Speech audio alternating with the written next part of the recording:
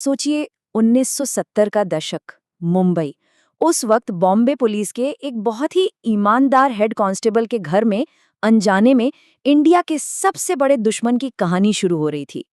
और किस्मत का खेल देखिए, एक तरफ पिता जिसने कभी रिश्वत को हाथ तक नहीं लगाया, और दूसरी तरफ उसका बेटा जो अपने दिमाग में एक ऐसा प्लान बना रहा था जो आने वाले कई सालों तक पूरे भारत को खून के आंसू रुलाने वाला था।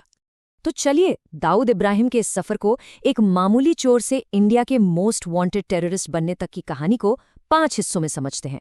सबसे पहले एक डॉन का जन्म, फिर धोखा और उसका अपना गैंग, इसके बाद मुंबई के लिए खूनी जंग, फिर दुबई से उसका साम्राज्य और आखिर में आतंक की छाप।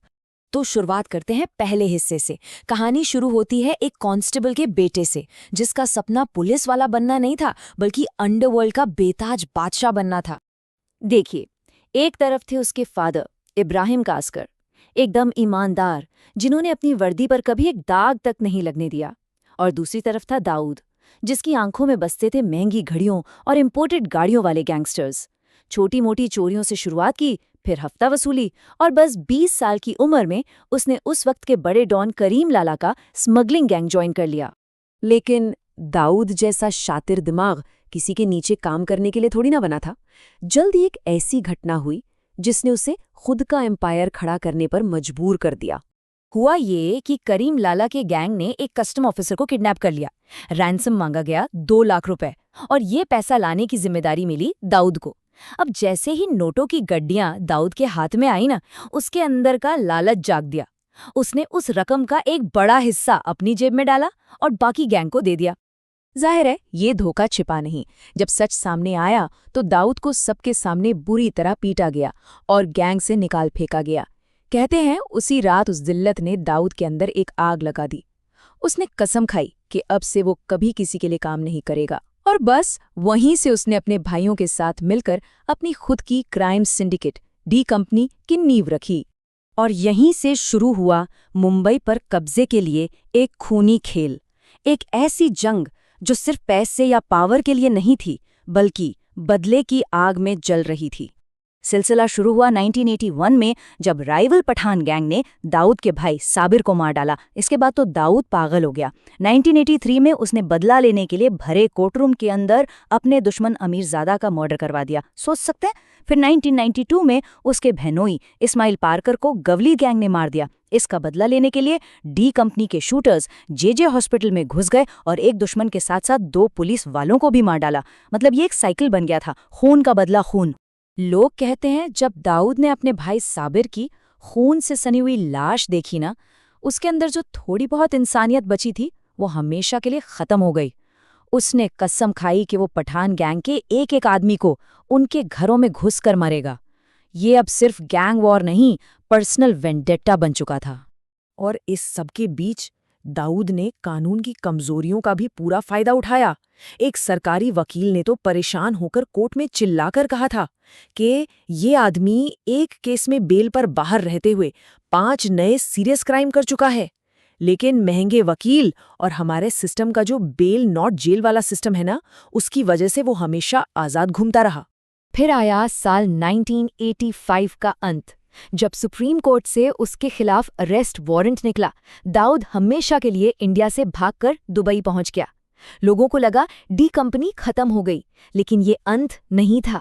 ये तो एक नई और ज्यादा खतरनाक शुरुआत थी। दुबई में बैठकर दाऊद ने डी कंपनी को एक गैंगस्टर ग्रुप से बदलकर एक मल्टीनेशनल कॉरपोरेशन बना दिया। सोचिए, एक सीईओ ऑफ क्राइम की तरह। Real estate, Bollywood financing, shipping, garments, ये सब तो आगे आगे था। पीछे चल रहा था ड्रग्स, हथियारों की तस्करी और एक्सटॉर्शन का बड़ा धंधा। उसका एम्पायर लंदन, स्विट्जरलैंड, दुबई से लेकर कराची तक फैल चुका था। और इंडिया में तो नेताओं से लेकर छोटे बड़े गैंगस्टर्स सब उसके नेटवर्क का हिस्सा थे। और उसका मैनेजमेंट स्टाइल कमाल का था, एक 2-धारी तलवार की तरह। दुश्मनों के लिए वो एक बेरहम डिक्टेटर था, छोटी सी गलती और सजा सीधे मौत। लेकिन जो उसके वफादार थे, उनके लिए वो एक मसीहा से कम नहीं था। उनके परिवारों का पूरा ख्याल रखता था, और शायद यही वजह थी कि उसका इतना बड़ा नेटवर्क इतना मजबूत बना रहा। अब आते हैं इस कहानी के आखिरी और सबसे काले चैप्टर पर। साल था 1992 और इंडिया के पॉलिटिकल हालात ने दाऊद को एक स्मगलर से आतंकवादी बनने का परफेक्ट मौका दे दिया। बाबरी मस्जिद डिमोलिशन के बाद जो माहौल बना, उसका फायदा उठाने के लिए पाकिस्तान की इंटेलिजेंस एजेंसी ISI ने दाऊद से कांटेक्ट किया। ये एक तरह से शैतान के साथ सौदा था। डील सिंपल थी। ISI को इंडिया में हथियार और RDX भेजने के लिए दाऊद का विशाल स्मगलिंग नेटवर्क चाहिए था। और बदले में दाऊद को क्या मिला? ग्लोबल प्रोटेक्शन, अपने ब्लैक मार्केट एम्पायर को बिना रोक टोक फैलाने की आज़ादी और हमेशा के लिए सुरक्षा। दाऊद ने डील कबूल कर ली। नंबर 1, उसने अपने समुद्री रास्तों से RDX और हथियार इंडिया पहुंचाए। नंबर 2, इस पूरे ऑपरेशन को अंजाम देने की जिम्मेदारी अपने सबसे खास आदमी टाइगर मेमन को दी। नंबर 3, और इस सब का नतीजा 12 मार्च 1993, जब एक के बाद एक 12 बम ब्लास्ट ने मुंबई शहर को दहला कर रख दिया। इन धमाकों में 257 बेगुनाह लोगों की जान चली गई और हजारों लोग जख्मी हुए हमेशा के लिए। ये कीमत चुकाई मुंबई ने दाऊद के लालच और ISI के नापाक इरादों की। और बस उस एक दिन ने सब कुछ बदल दिया। जो दाऊद कल तक एक स्मगलर था, वो अब इंडिया का मोस्ट वांटेड टेररिस्ट बन चुका था। और आज की तारीख में दाऊद का ये खूनी साम्राज्य पाकिस्तान आर्मी और ISI के प्रोटेक्शन में कराची से ऑपरेट हो रहा है। अंदाजा लगाइए, 1995 में ही उसका सालाना टर्नओवर 2000 करोड़ रुपए था। आज की वैल्यू में ये 6000 करोड़ से भी कहीं ज्यादा है।